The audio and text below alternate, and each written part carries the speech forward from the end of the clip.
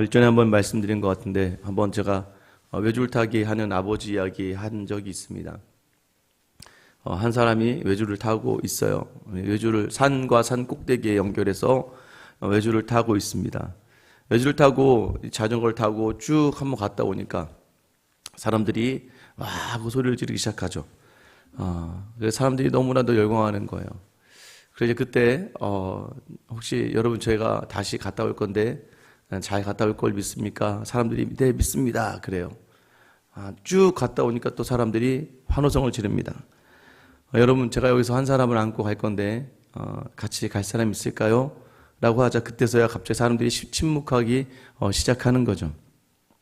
그때 한 사람이 손을 들었는데 그 손든 사람이 바로 그 사람의 아들이라는 거죠. 아들은 아버지를 믿고 그 외줄 타기 한 아버지 몸에 자기 몸을 맡기고 그 외줄을 함께 할 수 있는 유일한 사람인 것이죠. 자기 아버지를 온전히 믿고 신뢰하니까. 여러분 하나님께서 권능의 하나님이신 걸 믿고 있습니까? 하나님이 여러분 모든 것들이 가능하시고 특별히 하나님께서는 모든 것들을 행하시며 일하시는 분이라는 것을 여러분이 믿고 있다면 다시 한번 그 믿음으로 우리의 삶을 바라볼 수 있어야 돼요. 어제까지 1절부터 6절까지는 아수르의 멸망, 지금 이 배경이 오늘도 계속해서 연결되지만 아수르가 유다를 치러 옵니다. 예루살렘 포위한 상태예요. 이 모든 상황 속에서 하나님께서 이스라엘과 유다와 또 이 아수르를 향하여서 아수르를 향해서는 저주를, 유다를 향해서는 회복을 이야기하시는 장면입니다. 7절 시작도 이렇게 시작해요. 보라 그들의 용사가 밖에서 부르짖으며 평화의 사신들이 슬피 곡하며 대로가 황폐하여 행인이 끊어지며 대적이 조약을 파하고 성읍들을 멸시하며 사람을 생각하지 아니하며. 여러분 지금 용사가 밖에서 부르짖는다. 이 표현이 어떤 표현입니까? 아수르의 군사들이 몰려오니까 이 유다의 용사들이 나갔는데 이길 수가 없는 거죠. 그러니까 부르짖는 거예요. 싸움에 여러분 이기는 쪽에서는 항상 함성을 지릅니다. 지고 패하는 쪽에서는 부르짖는 거예요. 그때 우리가 이제 성경을 보다 보면 히스기야가 36장 이사야 36장에 보면 이 아수르에게 사신들을 보냅니다. 오늘 본문에도 평화의 사신들이 슬퍼 곡하며라고 되어 있어요. 사신들을 보냈는데도 아수르는 거절합니다. 그래서 결국엔 8절에 대로가 다 끊기고 행인이 없어지는 거예요. 왜요? 대적이 조약을 파했다. 분명히 아수르가 이스라엘 치지 않기로 했는데 유다를, 그런데 이 아수르가 약속을 깼다는 거예요. 어제도 다시 한번 말씀드리지만 여러분 세상을 믿는다는 건 미련한 겁니다. 사람을 믿는다는 건 미련한 일이에요. 여러분 기대하지도 마세요. 다 죄인인데 무슨 죄인이 죄인에게 뭘 기대합니까? 여러분 완전하다고 생각하세요? 아니잖아요. 저는 요즘에 저를 보면서 제가 미친 것 같아요. 가끔은 막 혼자 좋아서 막 이러고 혼자 불 받는 것처럼 막 이렇게 살다가 갑자기 한쪽에서는 막 모든 걸 못할 것 같고 막 혼자 외로운 것 같고 괴로운 것 같고 고독하고 여러분 그러고 나서 혼자 막 시니컬해지고 막 차가워지고 또 혼자 또 언제 또 갑자기 혼자 좋아지고 여러분 이렇게 믿는 사람들에게 나타난 특징입니다. 기도하고 찬양하고 불 받으면 무서울 게 없고 두려울 게 없는데 갑자기 그 불이 사라지고 사그라지고 세상을 바라보면 무엇을 해도 두렵고 염려가 되고 더 나아가서 어떻게 할 수 있어요? 화를 내고 혼자 불평하고 원망하는 자리에 있다면 여러분 우리가 바로 그러할 수밖에 없는 존재라는 거예요. 언제 내게 좋으니까 편안할 때는 내 편이고요. 내게 조금이라도 싫으면 여러분이 가장 확인할 수 있는 자리가 어디예요? 남편과 아내죠. 언제는 다 그냥 맨날 자기밖에 없어. 그래 당신밖에 없어. 여보 당신 최고야. 그지 우리는 하나지. 그러나서 언제 그랬네 또 싸우고 나면 아휴 내가 저 인간을 데리고 살아야 되는 게 내 인생이 참 한스럽다. 막 이만큼까지 나와서 정말 남보다도 더 믿고 남보다도 더 화가 나는 것이 바로 부부인 것처럼 여러분 사람이요 믿을 수 있는 존재가 아니라는 거예요. 신실한 존재가 안 되는 거예요. 우리 안에 그 영이 거하지 않으면 우리는 신실할 수가 없는 거예요. 결국에는 이 유다가 아수르의 조약을 맺고 무너지고 마는 겁니다. 9절 말씀도 땅이 슬퍼하며 쇠잔하며 레바논은 부끄러워하고 마르며 사로는 사막과 같고 바산과 갈멜은 나뭇잎을 떨어뜨린도다. 풍성했던 땅들이 다 황폐하게 되어버리고 맙니다. 결국 뭐예요? 이 유다가 인간적인 노력들 막으려고 힘으로 막으려고 해도 세상을 막을 수가 없는 거예요. 화친하려고 해도 세상은 결코 여러분과 화친하지 않습니다. 여러분, 내 편인 세상은 믿음의 성도에겐 없다는 걸 아셔야 돼요. 그 세상을 품고 이겨나가야 하는 것이 우리의 사명입니다.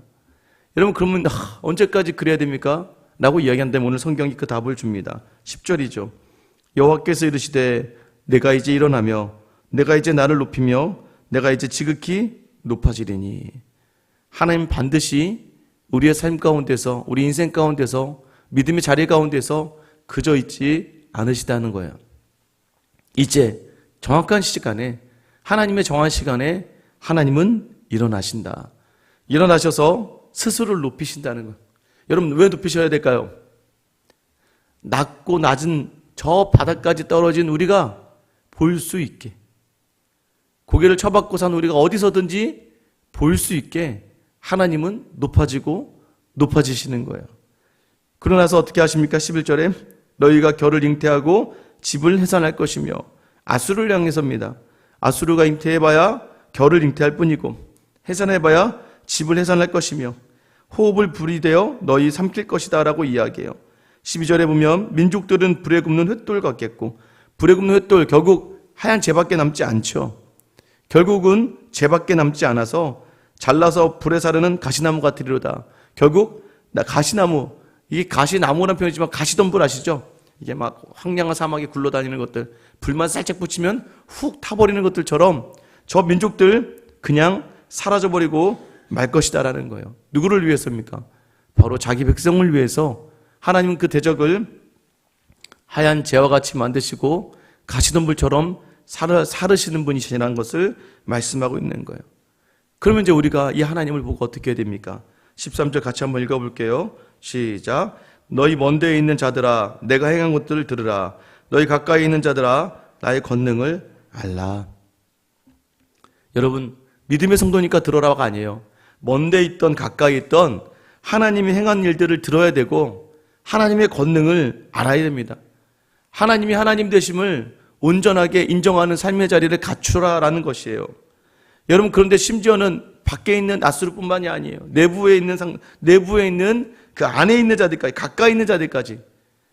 여러분, 외부에 있는 사람들, 대적들을 들어가는 하나님이 어떤 일을 하셨는지, 유다를 건드리지 말라는 거죠. 하나님이 어떻게 하셨는지, 유다를 치더라도 하나님을 두려워하는 마음을 가지고 있었어야 된다는 거죠. 그리고 내부에 있는 유다인들에게 뭐라고 얘기해요? 너희는 하나님의 권능은 아니?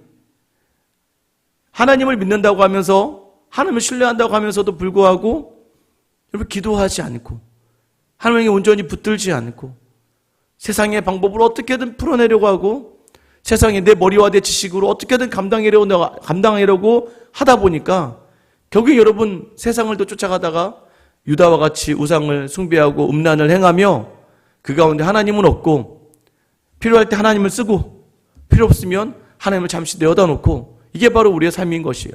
하나님의 권세와 능력이 있는 분이라는 것을 인정하는 삶이 우리에게 필요하다는 걸 얘기해요. 그렇지 않으면요, 14절 보세요. 시온의 죄인들이 두려워하여 하며 경건하지 아니한 자들이 떨며. 여러분, 시온의 죄인들이 누구일까요? 하나님을 향해 온전하게 인정하지 않는, 하나님 앞에서 온전히 살아가지 않는 자들은 이 모든 상황들 보면서 두렵고 떨 뿐입니다. 여러분이 주어진 모든 삶이 계속 두려움과 떨림밖에 없다면 우리가 제대로 하나님을 향해서 온전하게 서 있지 못한 죄인이기 때문이라는 걸 아셔야 돼요. 뭐라고 얘기하는지, 우리 중에 누가 삼키는 불과 함께 거하겠으며 우리 중에 누가 영영이 타는 것과 함께 거하리요. 내가 삼키움을 당하고 영영이 타는 불에 거하게 될 거니까 나는 그렇게 못하겠다는 거죠. 야, 이거 다 나한테 오는 거 아니야? 여러분, 자기가 행한 것들에 대해서는 생각하지 못하고 하나님이 자기에게 주시지 않는 것들, 또 하나님이 만들어가는 상황과 환경에만 집중하다 보니까 결국에는 그 자리에서 죄인으로, 경건하지 아니한 자로 살아갈 수밖에 없는 거예요. 그러면 하나님의 권능을 인정하는 자의 특징이 무엇일까요? 15절, 16절, 15절 한번 같이 읽어볼게요. 15절 시작. 오직 공의롭게 행하는 자, 정직히 말하는 자, 토색한 재물을 가증히 여기는 자, 손을 흔들어 뇌물을 받지 아니하는 자, 귀를 막아 피 흘리려는 꾀를 듣지 아니하는 자, 눈을 감아 악을 보지 아니하는 자. 여러분 뭐라고 이야기합니까? 공의롭게 행하는 자. 여러분 이것은 뭐예요? 이 공의의 단어는 관계를 의미하는 거예요. 하나님과의 관계. 여러분 보세요. 내가 무엇을 행하는 데 있어서 여러분 그 마음 다 행할 수 있는 이유가 뭘까요? 그 관계에서 나타나는 거예요. 여러분이 여러분 사랑하는 자녀들의 밥을 차리면서 내가 돈을 받아야겠다, 내가 왜 이런 일을 하고 있을까 하지 않아요. 똑같습니다. 하나님의 공의를 행한다는 것은 하나님과의 관계를 이야기하는 거예요. 올바른 관계에 하나님과 서 있는가. 정직히 말하는 자, 이건 뭐예요? 이 평평하고 바른 상태를 이야기합니다. 하나님 앞에서 인정될 만한 바른 말과 고든 말과 진실을 말하고 있는가. 여러분이 정직해야 돼요. 자꾸 자기를 꾸미면 안 돼요. 하나님과 사람 앞에서 여러분 동일한 사람이 되게 좋지 않습니까? 어떤 사람이 이해가 되지 않고 어렵습니까? 앞에서와 뒤에서가 다르고 나와 다른 사람에게 다른 사람이 너무나도 어렵고 힘든 거예요.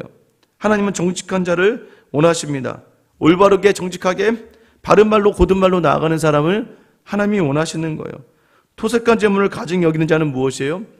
물질을 얻는 자리에서 부정하게 누가 봐도 불의를 가지고 그 재물을 얻는 자. 최소한 국가에서 불법이라 정한 것으로 그 재물을 취하면 안 되겠죠. 연약한 자의 또 무엇입니까? 연약한 자의 것을 뺏지 않는 사람. 손을 흔들어 뇌물을 받지 않는 자 무엇입니까? 똑같죠. 자기 달라는 거죠. 돈 달라고. 여러분 힘을 가지고 있고 자기가 권력을 가지고 있으니까 돈을 달라고 하는 사람. 여러분 더 나아가서 귀를 막아 피 흘리려는 꾀를 듣는 자. 이게 뭐냐면 무죄한 자에게 누명을 씌우는 사람.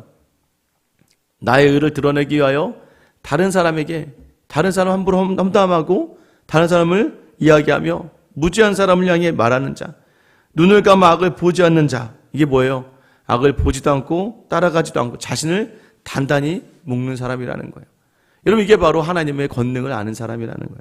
하나님의 관계 속에서 정직한 말을 하고 더 나아가서는 함부로 이 재물을 얻고 삶의 모든 것을 얻는 자리가 부정과 불법이 아니라 특별히 하나님 내게 주신 자리로 말미암아 사람들에게서 빼앗는 자리가 아니라 또 특별히 연약한 자들과 어려운 자들 향해서 그들에게 함부로 이야기하고 그들의 힘으로 그것을 착취하는 자가 아니고 더 나아가서 악을 따라가지 않으려고 작정하는 사람을 하나님께서 어떻게 하신다고 이야기해요? 16절 말씀, 그는 높은 곳에 거하리니 견고한 바위가 그의 요새가 되며 그의 양식은 공급되고 그의 물은 끊어지지 아니하리라.